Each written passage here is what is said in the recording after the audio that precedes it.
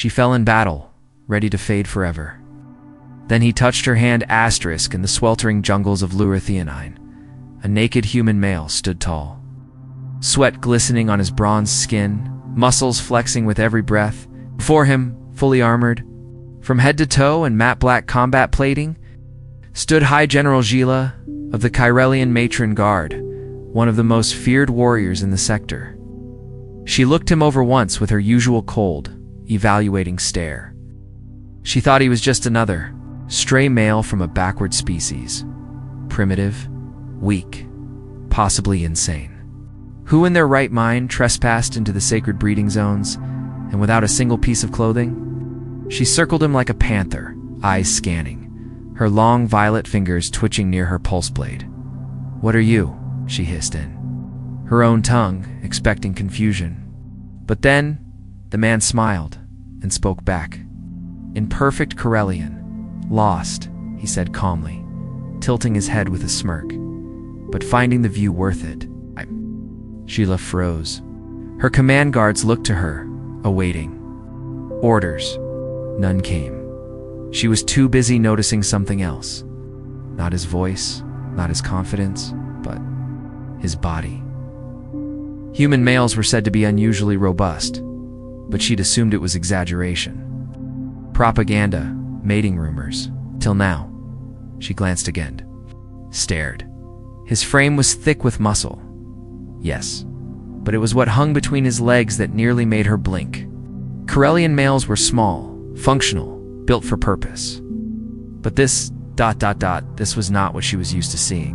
It was substantial, even relaxed. It looked like it could challenge someone. Is that why he walked so confidently? She inhaled. Mistake.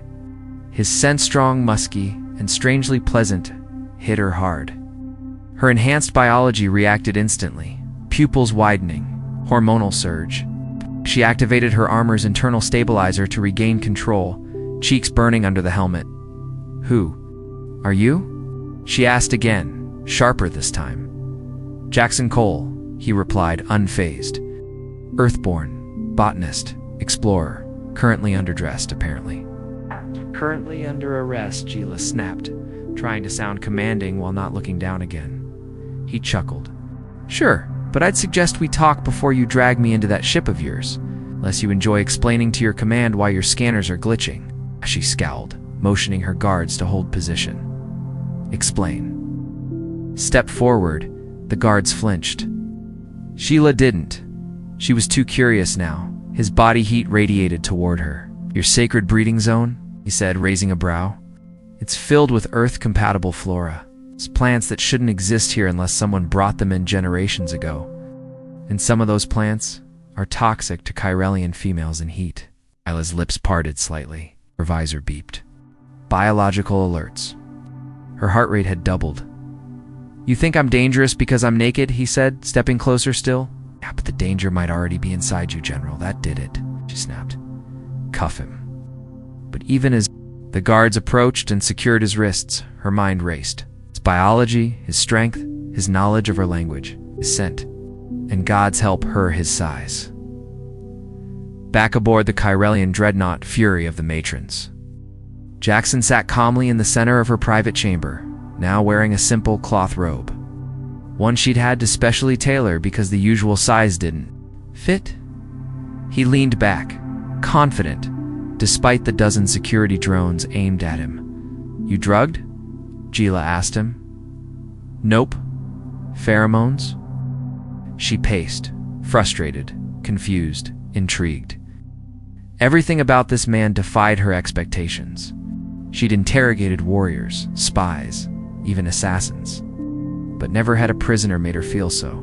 Off-balance. He watched her with calm eyes. "Scanning me again, Commander?" "Yes. Want to come take a closer look?" Her eyes narrowed. Irma hissed as she removed her helmet, revealing high cheekbones, lavender skin, and long, dark braids tied back tight. Her golden eyes gleamed. "You think this is funny?" "I think you're beautiful," he said. She blinked.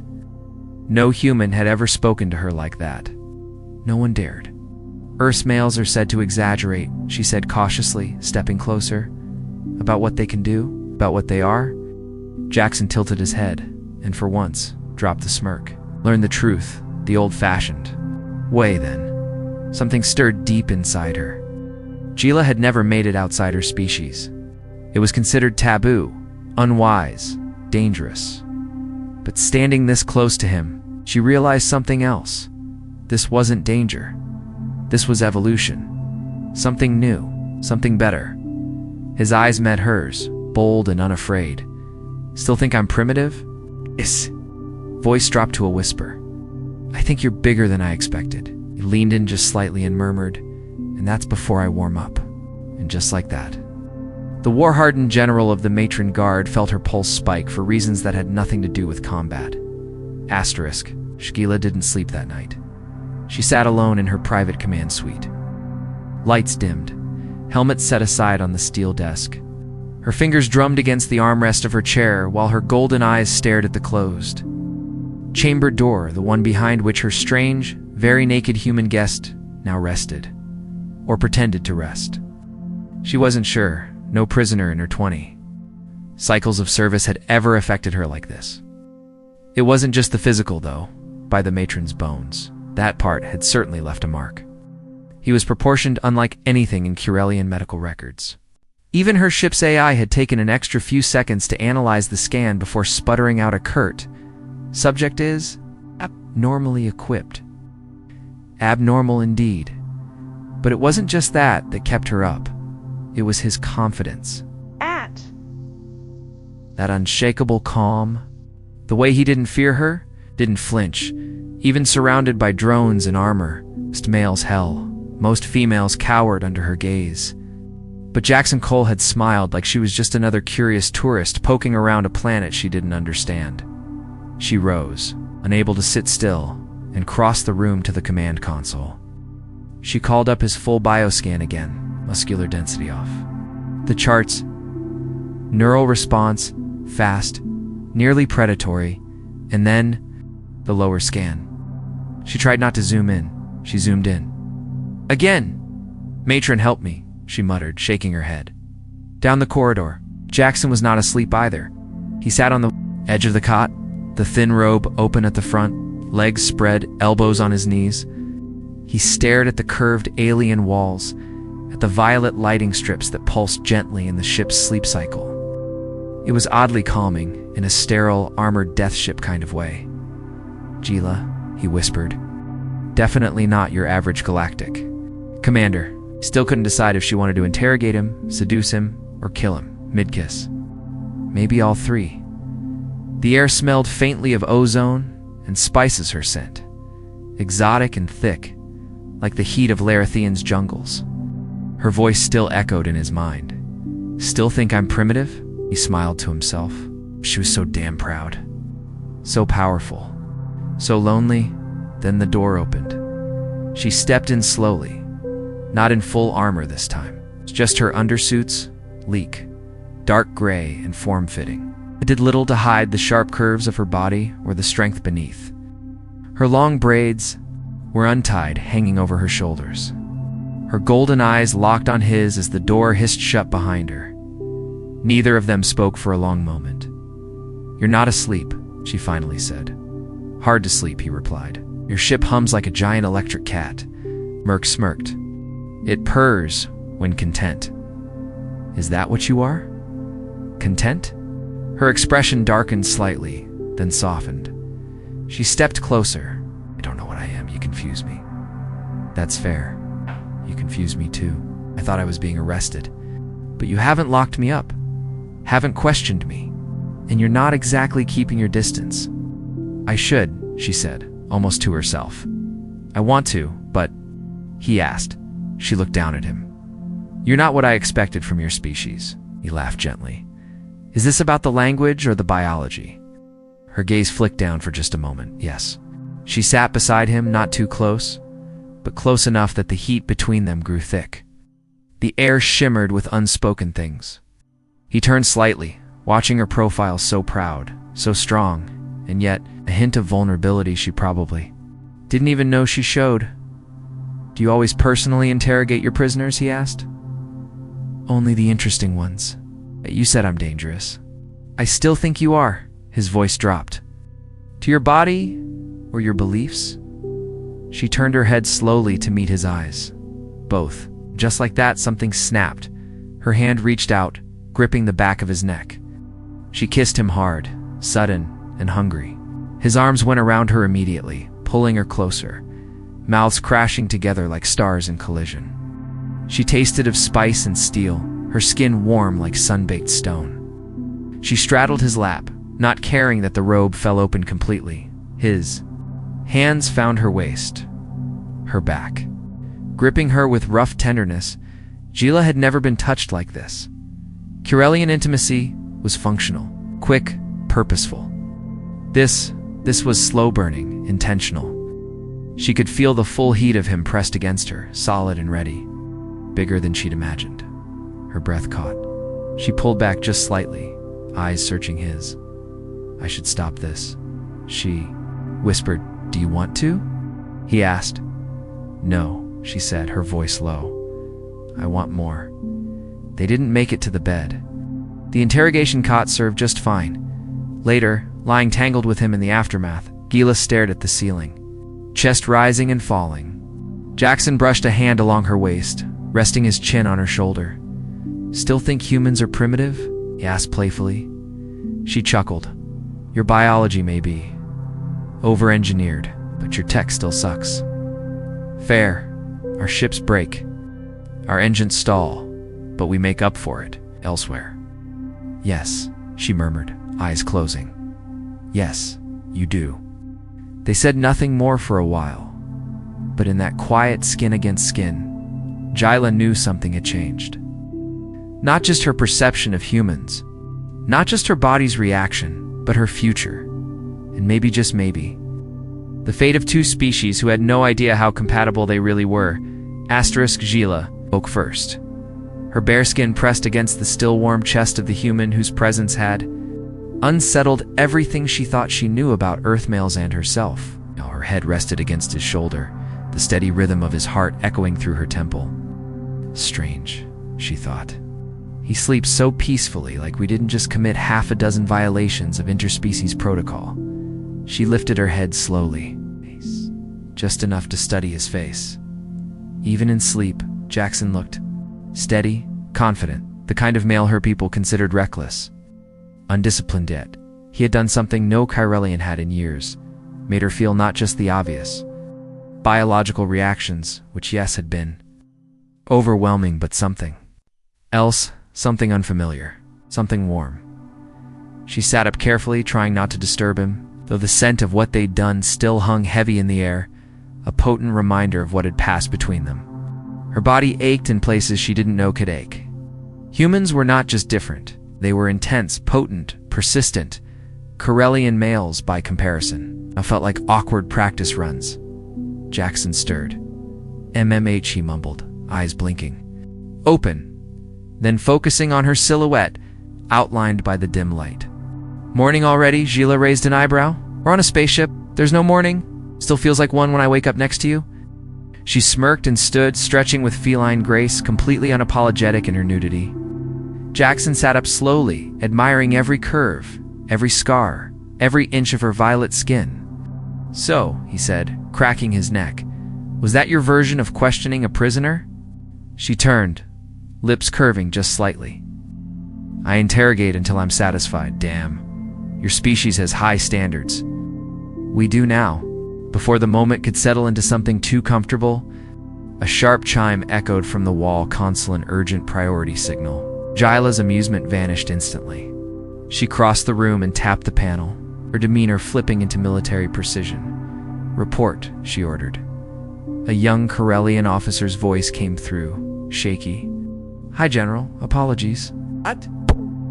We detected a foreign vessel entering the outer ring. It's not broadcasting any official code, possibly cloaked. Scans show a high-energy pulse signature. It's watching us. Gila's jaw clenched. Has it taken hostile action? Negative. But it's not retreating either. And it knows we see it now. Gila cut the feed and turned slowly back toward Jackson, who was already dressing, his robe barely tied.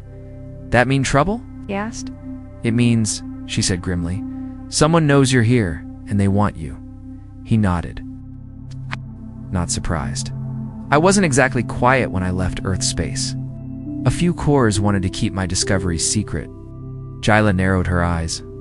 What kind of discoveries? Jackson hesitated. Then yours. She frowned. I found traces of Chiralian genetic material on Earth, he explained, buried deep in old archaeological samples. Fossils, bones, thousands of years old. It led me to Lurithian 9. It's why I came, not to trespass, but to understand? I think our species may have met before. Sheila stared at him. You're suggesting humans and Chiralians have history or future? He said softly. Because we're not as different as we pretend. Jyla turned away, staring at the bulkhead. Her mind raced. If what he said was true, if human and Chiralian biology had crossed paths before it explained everything, the compatibility, the chemistry, even the unthinkable possibility she was now quietly considering.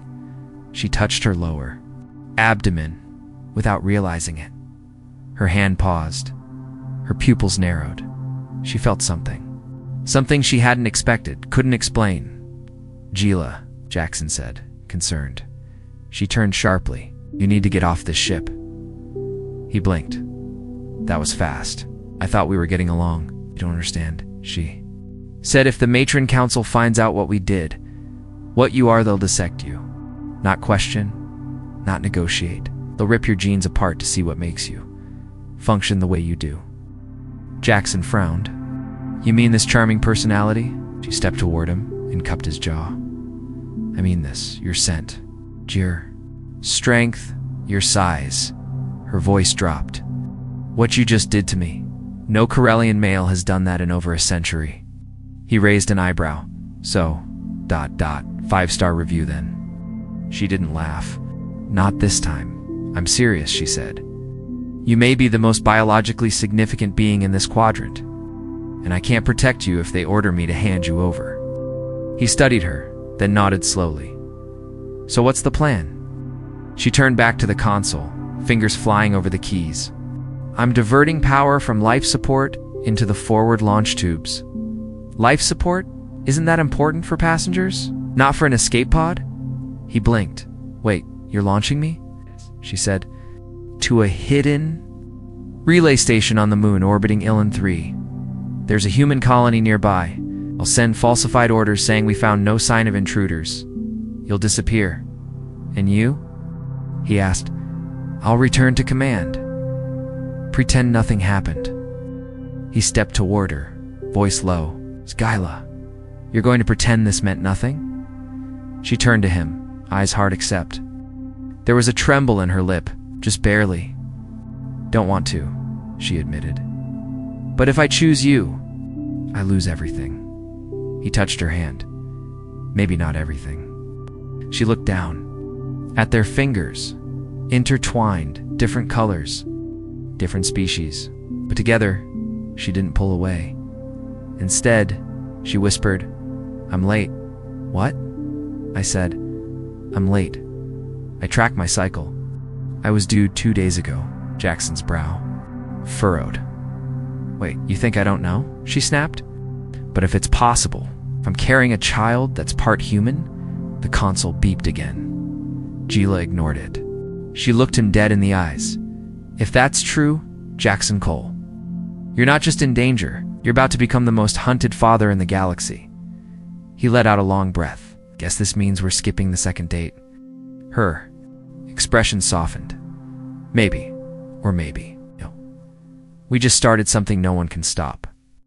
Outside, the strange vessel hovered, scanners brushing against the dreadnought's shields, watching, waiting, inside. A Chiralian general and her naked, brilliant, frustrating human lover stood inches apart. Neither moved. The storm was coming, and they were going to face it together. Asterisk, the escape pod bay hissed with pressure as the interior airlocks cycled open. Harsh red lighting flashed overhead. Emergency override. Unauthorized launch protocol. Sheila didn't care. She dragged the oxygen case into the cramped pod. Her expression grim, her every movement precise. Jackson followed, carrying a rucksack of rations, medical kits, and the last 2 injectors of anti-tracking nanofluid. He wasn't speaking. Not yet. There was too much unsaid. As the final pressure seal clamped into place, he looked at her. "You sure about this?" "No," she said honestly. He nodded. "Good, because I'm not leaving." Gila froze. He stepped forward, now inches from her again. "You want to send me away because you think I'll be safer. You think this is the right thing. It is the only way to keep you alive. You think I care about staying alive? If it means losing you." She looked away, jaw tight. "You're being stupid," he said, brushing a hand along her arm, "but only because you made me stupid. You let me in. You don't understand how Corellian society works. If they know I've bonded with a human, then let them come." He stepped in closer. "I'll fight them all." Gila stared up at him, golden eyes gleaming. Her voice dropped to a whisper. "I'm late. And my biology, it's changing. I can feel it." He placed a hand gently on her stomach. She didn't stop him. "You're really sure?" he asked. "I'm not supposed to be able to conceive outside my genetic cast. Certainly not with a human." Yet he said, smiling faintly, "Here, we are." The console behind them beeped. Gila's expression shifted. "That's the lab." She turned on her heel, storming out of the pod bay, Jackson on her heels. They moved fast down the corridor, her armor only half sealed, his robe still loose, comically flapping with each step. If not for the tension thrumming through the ship, it might have looked like a bad romantic comedy. The lab doors opened with a hiss, and Gila stalked toward the medical station. A small vial rested in the center. It pulsed blue. "Test completed," the ship's AI said flatly. "Fertilization successful. Hybrid gestation confirmed." Silence. Gila didn't breathe. Jackson stepped forward. "That mean?" "Knocked up a general of the matron guard," she said without looking at him. "Technically." She turned, grabbing his collar, yanking him close. "I should kill you for this," she growled. His lips twitched. "You'll have to catch me first." And she kissed him, hard, desperate, scared, because now it was real. Now they weren't just lovers from different stars. They were carrying the first human Corellian child ever conceived. A soft ping echoed through the ship, then another, and another. Gila turned to the comm panel. "Status report. Multiple ships entering system," the AI replied. "One Corellian, one unidentified, one Terran, all heading this direction." Terran. Gila. "Cursed? They must have tracked your ship's black box signal." "I disabled it." She gave him a look. "Poorly," he admitted. Now the real danger was closing in. 3 ships, 3 different flags, all watching, all wanting something. "Options?" he asked. "Escape is no longer an option," she replied calmly. "You mean we fight?" "I mean we fool them." Gila raced back to the command deck, Jackson beside her. On the way, she tapped into the communication channels, rerouting audio feeds, forging sensor trails, scrambling the dreadnought's real location. A phantom ship appeared on long range, scanners fleeing in the opposite direction. "I've ghosted us," she said, sliding into the captain's chair. "If they're watching, they'll think we ejected and fled." Jackson blinked. "You can do all that?" "Him, General, remember? But how long until they find the real you?" Gila paused. Jackson noticed. "You're not going with me, are you?" "I can't," she said, eyes still on the controls. "If I vanish, it confirms guilt. But if I stay, if I act like nothing, Hap and I can buy us time. Us," he said, hope flickering. She turned toward him. "You're not just a one-night curiosity, Jackson Cole. You are now part of something bigger." He stepped close again, placing his hand on her belly. Someone bigger. They stared at each other. Then the comm panel lit up. A new voice crackled through. Female, authority in every syllable. "Corellian dreadnought fury of the matrons. This is Admiral Solana of the Terran Union Command. You are harboring a known biotrespasser. We demand immediate handover of human asset Jackson Cole. Ala's eyes narrowed. Jackson muttered, "Well, that's awkward." Gila didn't flinch. She activated the "Come. This is High, General Gila. No human by that name exists on board. Your data is flawed." "Negative," the voice snapped. "We have DNA confirmation and heat signatures from an unauthorized male. You have 60 seconds to comply." Sheila closed the channel. "We're out of time," she said quietly. Jackson stared at her. "What are we going to do?" She turned toward him, slow and certain. "We're going to do what humans are famous for. Eat bacon." "At," she said, smirking. "Break every damn rule in the galaxy." She activated full cloaking. The dreadnought disappeared from visible and infrared space. Then, she turned back to Jackson and said the words he never thought he'd hear. "Get your pants on. We're stealing my ship." Asterisk, the moment Gila said the words "we're stealing my ship," Jackson blinked twice. Then he grinned. "You know, most people just ask me out for coffee." Gila ignored him as she stormed toward the command lift, already barking coded commands into her wrist. "Come." All across the dreadnought fury of the matrons, systems began to quietly reset, doors locked, power rerouted, surveillance blinded. It was the kind of control only a high-ranking general could authorize. And right now, Gila was rewriting the ship's command structure from the inside.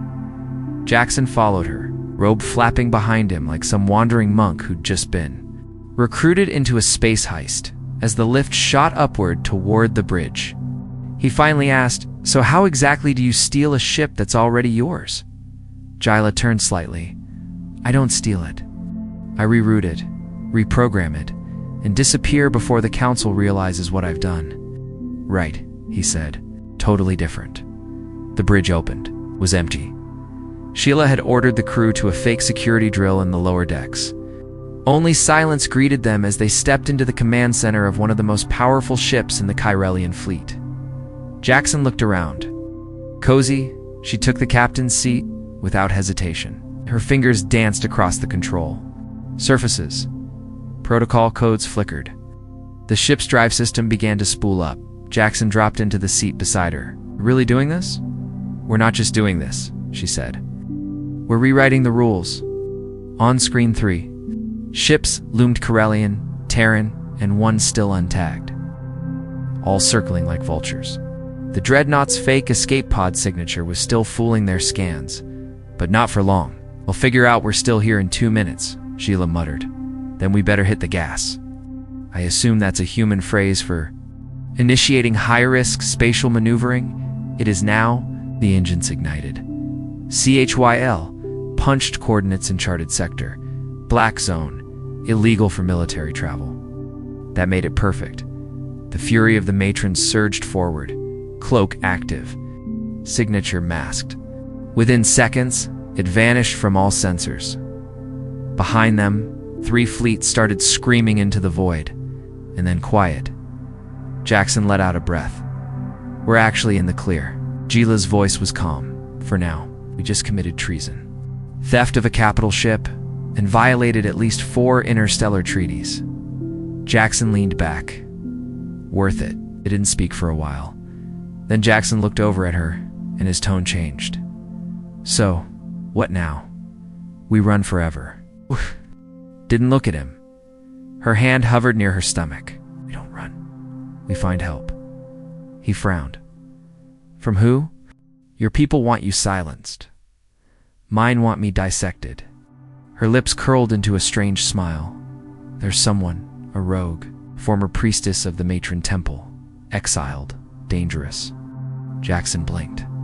"You're leading with exiled and dangerous?" She has knowledge the council tried to erase. Ancient texts. Forbidden science. She may be the only one who knows what carrying a human Chirelian hybrid means. "That sounds comforting," he muttered. Gila stood and keyed in a new set of coordinates. Her name, she said quietly, is Lysara. Jackson arched a brow. "Sounds hot." Gila shot him a look. "She tried to kill me once, still." Hot hours later, the Fury emerged into the orbit of a shattered moon torn, open like a fruit split by a blade. The remains of a temple station hung in ruins above it. Only one structure still pulsed with faint life signs, a dome of black crystals surrounded by defense. The towers grown into the rock. Gila guided the ship into low orbit. She didn't transmit a request, didn't hail, just waited. A single word flashed on the console. Enter. The docking bay opened. As they descended the ramp together, Jackson adjusted the strap on his satchel. So what's the deal with this Lysera woman, teacher? Assassin? Crazy space witch? Gila's jaw tightened. All three. They stepped inside the dome. It was quiet. Cool. The air smelled of incense and metal. Glowing runes lined the walls. An ancient Corellian script Jackson couldn't read. A figure waited in the center of the chamber. She stood tall. Taller even than Gila. Her skin silver pale. Her eyes glowing a cold white. Her robes flowed like water, and her face was unreadable. Around her neck hung a talisman, shaped like a cracked egg symbol of forbidden creation. Lysera spoke, her voice like static in a dream. So, the rebel general and her human mate? I wondered when you'd come. Gila approached slowly. You. No, I felt it, Lysera whispered, staring at Gila's abdomen. The life inside you is impossible and inevitable. Jackson looked between them. Cool. So, does that mean we're invited for tea, or is this to kill us both? Part of the visit? Lysera smiled. It was not a comforting smile. I have no interest in killing you, she said. What grows inside her is beyond prophecy. A child born from both flame and flesh. It will not belong to one species. It will belong to many. Stepped back slightly. Can it survive? Lysera nodded slowly. It will be strong, stronger than you can imagine. But others will seek it, to control, to destroy. You must protect it at all costs. Jackson wrapped an arm around Gila without thinking. We will. Lysera's eyes narrowed. Then we must begin immediately. Begin what? Turned and gestured toward a dark corridor behind her. The rite of harmonization. Your bodies may have joined, but your minds have not. If this child is to live, you must bond fully. Sheila stiffened. That ritual was outlawed centuries ago. Outlawed because it works, Lysera said calmly. Jackson looked between them. What exactly does harmonization mean? Lysera didn't answer. Lysera did. It means you will share everything. Pain, memory, thought, pleasure. And when it ends, if you're still together, no force in the galaxy will be able to break you apart. Jackson raised a brow. Well, that sounds like a hell of a third date. Sheila looked at him, something like fear flickering in her eyes. Are you sure? She asked. He didn't hesitate. I'm yours, he said simply. Wherever this goes. She took his hand. Together, they stepped into the dark. Asterisk the corridor. Behind Lysera's chamber felt ancient. The walls weren't built, they were grown. Veins of glowing crystal pulsing with a heartbeat older than either of them could imagine. Gila stepped carefully, her bare feet touching the smooth stone as Jackson walked beside her, silent but alert. The air shimmered faintly, with energy like static and incense blended into something alive. Where are we going? He asked. Voice low. To the Nexus, she replied. Where the minds of two become one, or break apart trying. He said, offering a crooked grin. You always take me to the nicest places. Gila didn't smile. She looked afraid. And that, more than anything, made Jackson pause. You okay? He asked, gently touching her hand. She stopped walking. He turned to him. Her golden eyes burned brighter in the darkness. I have survived planetary wars, she said. I have fought enemies 3 times my size, and crushed rebellion beneath my heel. He waited. But I have never, she whispered, opened my mind to anyone, not even my own blood sisters, because of fear, because of what they might see. Her voice cracked slightly, because of what you might see. Jackson didn't hesitate. He cupped her face in his calloused hands. Gila, I already see you. No, you see the general, the warrior, the cold commanding officer. You don't see the ... other parts.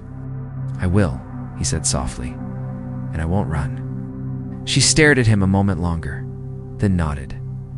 They continued in silence until they reached the nexus. It was a circular chamber, low-lit by floating orbs that shimmered blue-white. In the center, a crystalline basin filled with thick golden liquid. It glowed faintly, as if warmed by something beneath the stone.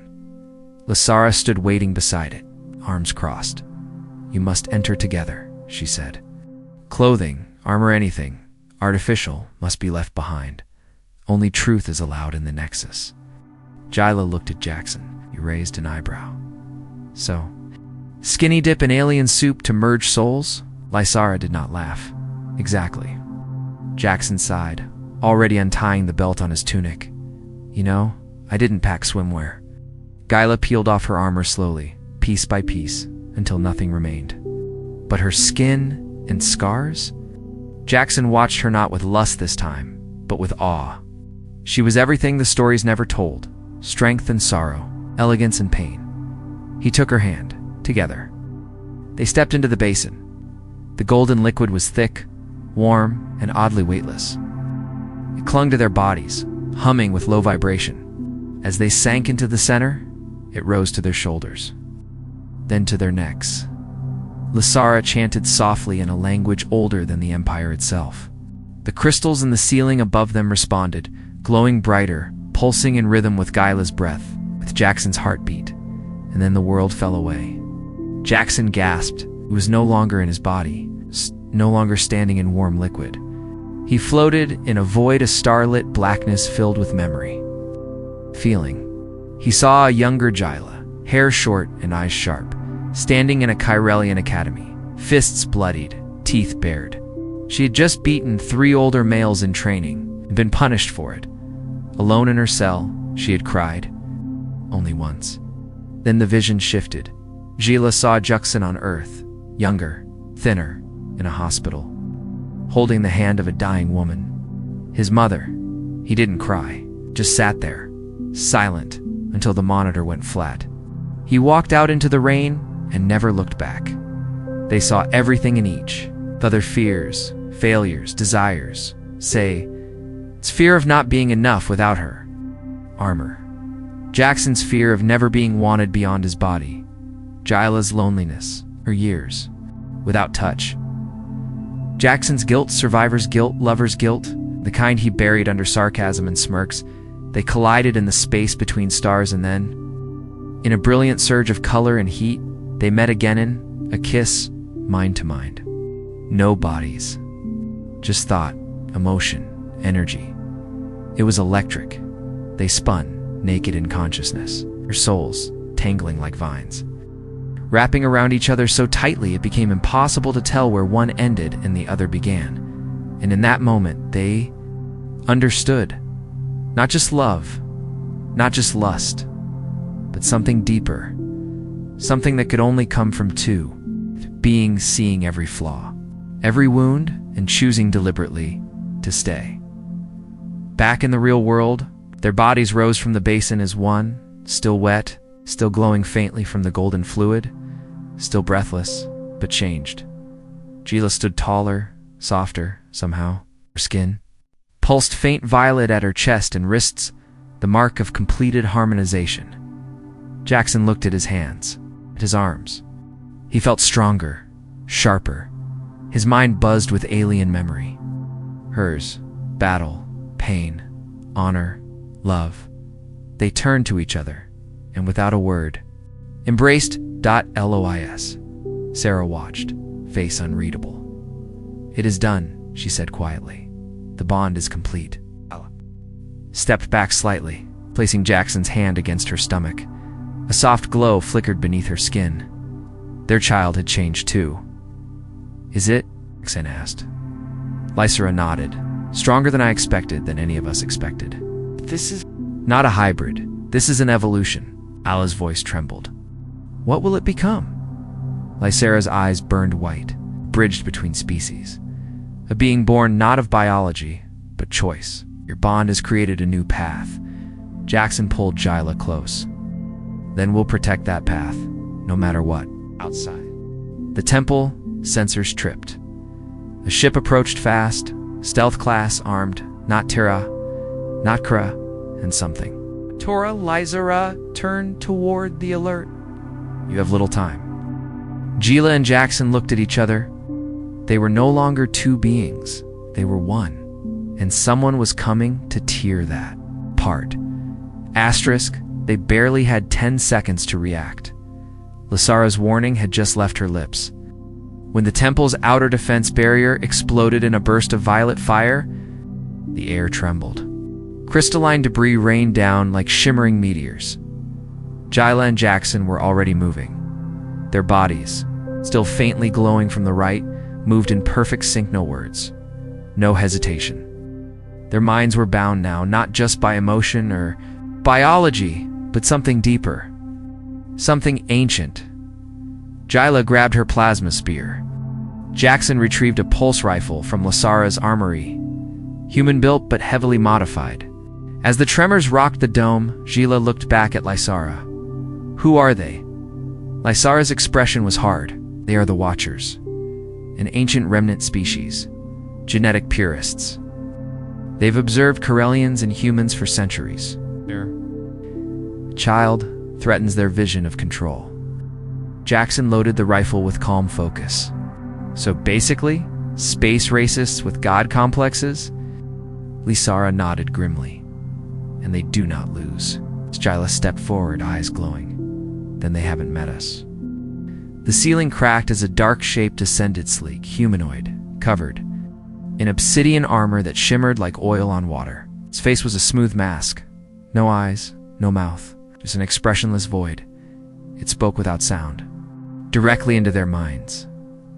You have broken the boundaries. You have mixed what should remain divided. You have created something aberrant. It must be erased.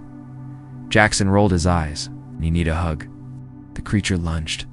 It moved like lightning, faster than any drone or Kyrellian warrior. But Gila was faster. Her spear met it midair, the shockwave blasting them apart, but she rolled, came up on one knee, and drove the blade forward again. Jackson was already beside her, firing controlled bursts that sparked against the Watchers. Armor dot. One shot hit home right in the chest. The Watcher screeched a high-pitched mental wail that made blood run cold. 3 more descended behind it. Gila's voice rang out. Jackson, the child.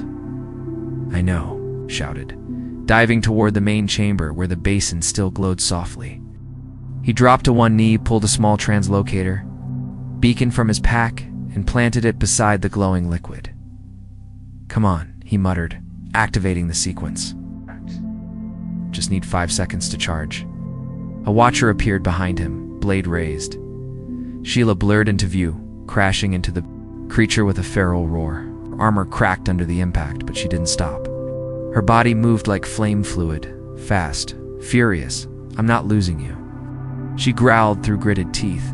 The beacon pulsed green. Jackson grabbed her hand. Time to leave. Together, they activated the beacon with a snap of light and a scream of displaced air. The world vanished.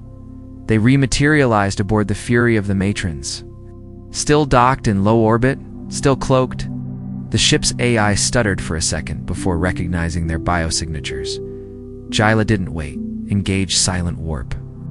Random vectors. No traceable path. Confirmed. The AI said, confused but compliant.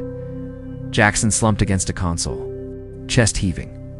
Well, that was fun. Gila collapsed beside him. Her arms were scratched, her lips split, but she was alive. He reached for her. She didn't resist. They sat there in the dark, silent as the stars stretched around them. After a long pause, Gila said, They'll keep coming. I know. They'll never stop. Jackson looked at her. Then we don't stop either. She turned her head. Their eyes met. I used to believe strength was in solitude, she whispered. That to be powerful, I had to be untouchable. Jackson touched her hand, gently lacing their fingers. And now I know, she said, voice quiet. True power is sharing everything with someone strong enough to hold it. He leaned in and kissed her soft, not rushed, not hungry-like. Before this, was a kiss made of gratitude, of survival, of promises. When they parted, he rested his forehead against hers. "What do we name them?" he asked. Sheila blinked. "Our child," he said, hand resting over her stomach. "We should name them." She smiled faintly. "Too soon." Corellian. Custom waits until after the first triad phase. Well, on Earth, we name them early, so I'm putting in a vote. He grinned. "How about Miracle?" Sheila rolled her eyes. "That is the single most human name I have ever heard." And yet, he said, kissing her cheek, "You love it." She didn't answer, but she didn't argue either. 6 weeks later, the Fury cruised through uncharted space off-grid. Untraceable Jackson and Jyla stood together on the observation deck, looking out at the nebula beyond. Her hand rested over her belly, now noticeably beginning to swell. A signal light blinked on the nearby console. "Incoming transmission?" Sheila raised an eyebrow. "Encrypted. Old channel." She answered .lys. Sarah appeared, scarred, but alive. Your expression Was strained. "They know. The Watchers are spreading lies across systems. Both your governments have issued bounties," expected Sheila said. "I found something," Lasara continued. "Old texts. The child isn't just rare, it's a convergence point." Jackson frowned. "What does that mean?" "It means," Lasara said slowly, "your child may become something more than either of you. A symbol, a force, a beginning." Sheila nodded. "Then we protect that beginning." Jackson reached over and flipped off the transmission. The stars stretched beyond them, mendless, uncertain, full of dangers, but their hands were still joined, their hearts still in sync, and their future wild. Possible beautiful was growing, stronger every day. She looked at him, her voice soft. "You're not afraid?" "Terrified," he said, smiling. "But with you, worth it." The ship glided silently into the stars. Jackson and Sheila stood side by side, human and Ki or Leanne. Lovers, fugitives, future. Parents of the galaxy's next evolution, and together, they had just begun. The end.